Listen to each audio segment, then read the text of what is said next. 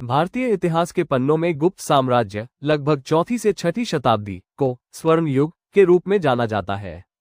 इस काल में भारत ने न केवल राजनीतिक स्थिरता प्राप्त की, बल्कि कला, साहित्य, विज्ञान, गणित और धर्म के क्षेत्रों में भी अद्वितीय प्रगति की। गुप्त शासकों, विशेषकर चंद्रगुप्त प्रथम, समुद्रगुप्त और चंद्रगुप्त द्वितीय, विक्रमादित्य, ने साम्राज्य को उत्तर से दक्षिण और पूर्व से पश्चिम तक विस्तृत किया। समुद्रगुप्त को भारत का नेपोलियन कहा जाता है क्योंकि उसने अनेक विजयों से साम्राज्य की नींव को सुदृढ़ किया। गुप्त काल में भारतीय कला अपने शिखर पर पहुंची।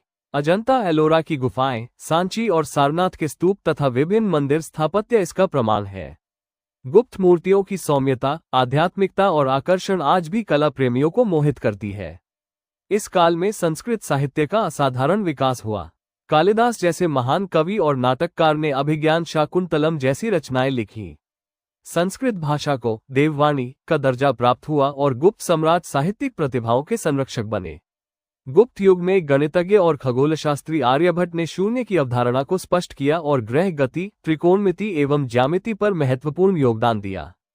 चिकित्सा शास्त्र में भी उल्लेखनीय प्रगति हुई और आयुर्वेद का विकास हुआ। इस समय हिंदू धर्म, बौद्ध धर्म और जैन धर्म तीनों का सहअस्तित्व था। गुप्त शासकों ने धार्मिक सहिष्णुता को बढ़ावा दिया। गुप्त काल में पुराणों और धर्मशास्त्रों का संकलन भी हुआ।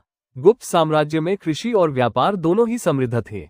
सोने चांदी के सिक्कों से व्यापारिक लेन देन होता था। समाज अपेक्षाकृत स्थिर और समृद्ध था। गुप्त साम्राज्य को भारत का स्वर्ण युग इसलिए कहा जाता है क्योंकि इस काल में न केवल राजनैतिक शक्ति सुदृढ़ हुई, बल्कि कला, साहित्य, विज्ञान और संस्कृति ने भी अभूतपूर्व ऊंचाइयों को छुआ।